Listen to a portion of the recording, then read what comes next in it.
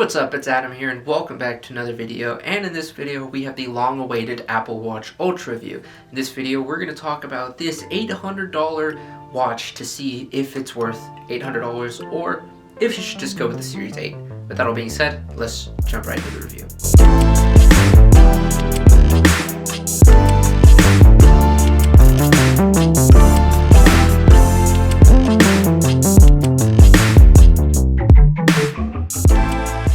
Let's start with the price. The Apple Watch Ultra is $800. You could buy a new phone with that amount of money. I'm just going to be very blunt. It's expensive. Now throughout this video, a common theme you're going to see is if you don't really need it, just go with the Series 8. Because a lot of them have the same technologies, except the Ultra is a little bit, well, more ultra. So keep that in mind throughout the rest of this video, that if you don't need it, then the 8's probably a better bet. So let's start with build quality. The build quality is unlike any other Apple Watch prior, except the 24 karat gold original Apple Watch Series 1.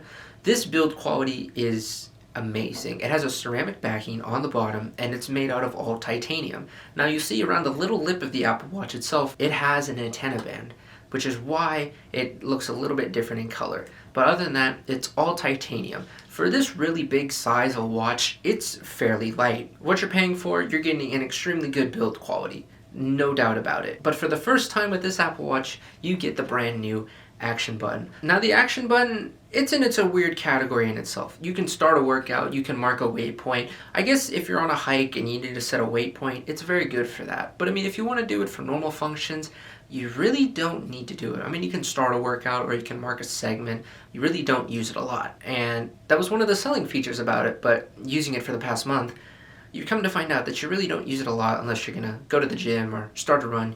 You really don't use it that much. That could just be in my personal life. You might have a different use case, but for me, the action button really didn't come in too much handy. It's useful, don't get me wrong, but it really wasn't a selling feature for me. Continuing the topic of build quality, the digital crown is much more rugged than any Apple Watch before. Looking at it previously next to my old Apple Watch Series 4, it's much more rugged and it's very smooth. The other one was kind of fast and it was iffy, but in this watch, you know you're turning something. It's weighted very well, but it's not loose and it's not too heavy. Out the box, it was a little bit stiffer, but that's probably just because it was new.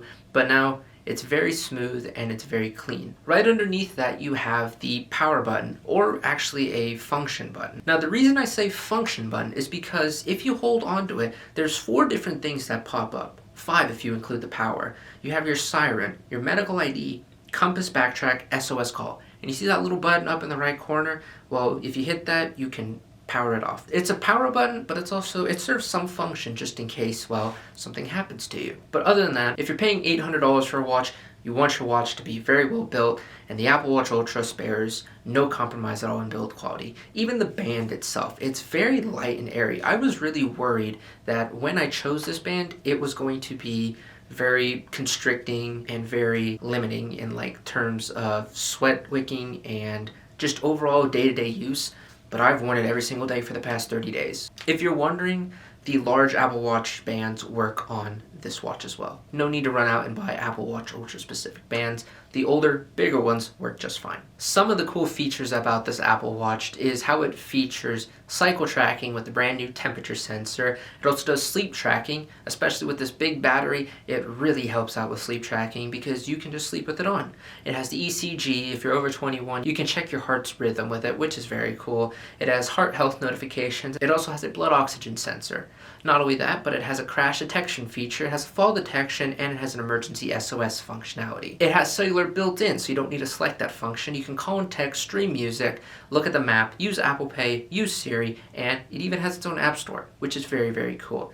It's very environmentally friendly, and it's packed to the brim with the best build quality and action button, and a really cool siren, which is very loud. But not only that, you can go down 100 meters and it's still going to be water resistant. It's not waterproof. If you go past 100 meters, I don't know what's going to happen. I don't competitive dive. The screen on the Apple Watch is very, very good. It's a peak brightness of 2000 nits, so outside viewing indirect sunlight is not a problem at all. If you notice throughout the video so far, I have a screen protector on mine. That's just because I don't really like scratches on the screen itself. I know the screen is very resistant, but just as a personal preference, I don't really want to scratch on my screen, but that's just me. But other than that, the Apple Watch is packed to the brim with specs. But let's go on to the biggest one, and that is battery life. So battery life is very important in a smartwatch. On my old Apple Watch Series 4, I could get about a day's worth of use, and then I'd have to charge it in the morning and then get the full day's worth of use. But no. On the Apple Watch Ultra, I have gotten up to 4 days of battery life. That's days. So that is 48, that is 96 hours of battery life. And in that was going to the gym, that was walking, doing light workouts, sleeping. And yes, to be fair, I did end the day with 2%. The fact I could last 3 days, like not wearing it all, was phenomenal. Now, that's just because I turn off the always on display. If you have it on, it does shorten it down. You're still going to get 2 days, but the fact you can wear the Apple Watch Ultra for multiple days on end with the always on display is even better. The fact you can almost get to 5 days of use with the Apple Watch Ultra with it off screams numbers beyond any. Now, I haven't run any marathons, I haven't swam, I haven't done any triathlons, I haven't ran any marathons, so I can't speak to that, but the battery life on this very expensive $800 watch is good. Now, I know Garmin releases solar-powered watches and you don't have to charge it for months or maybe forever. For an Apple Watch to go this long without any battery screams numbers beyond any. It's a very, very long-living, long-lasting Apple Watch. But the real question is, does it fit your needs? See, at the beginning of the video, I said, if you don't really need it, just go with the Series 8. Now, to be fair, you may not be able to achieve as long-lasting of a battery life with the Series 8, but if your day-to-day needs just require a normal Apple Watch where you just have to, go to the gym, run a few errands, and you don't mind charging it at the end of the second day or the end of the first day sometimes, it's really good. I don't do any extreme sports. I don't run triathlons. I don't do Ironmans. I don't run marathons. So, could I have been safe with the Series 8? Yes. Did I just want the Ultra because I wanted the Ultra? Also yes. But when it comes down to your purchase decision, you're spending a lot of money for this watch. If battery life is a main concern for you, then I would say go for the Apple Watch Ultra.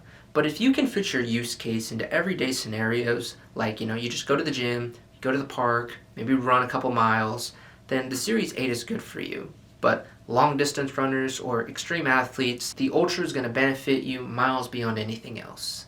So, with that all being said, if you want to choose the Series 8 because your use case fits it and your budget does too, go for it. But if you want to spend the extra $300 and have that really long-lasting battery, the extra durability, and if you want to try out some extreme sports, you have that capability to do so, then go for the Ultra. It really just defines on what your use case is and how you would use the watch day to day. Because at the end of the day, you're spending your money and you know yourself best. If you want the battery life, go for the Ultra. But if you don't mind charging every night, or you don't do really kind of extreme sports hike or anything like that, the Series 8 will do you just fine. But with that all being said, thank you so much for watching this video. If you enjoyed it, make sure to leave a like on the video, and if you really enjoyed it, then make sure to hit that subscribe button. And with that all being said, I'll see you in the next one.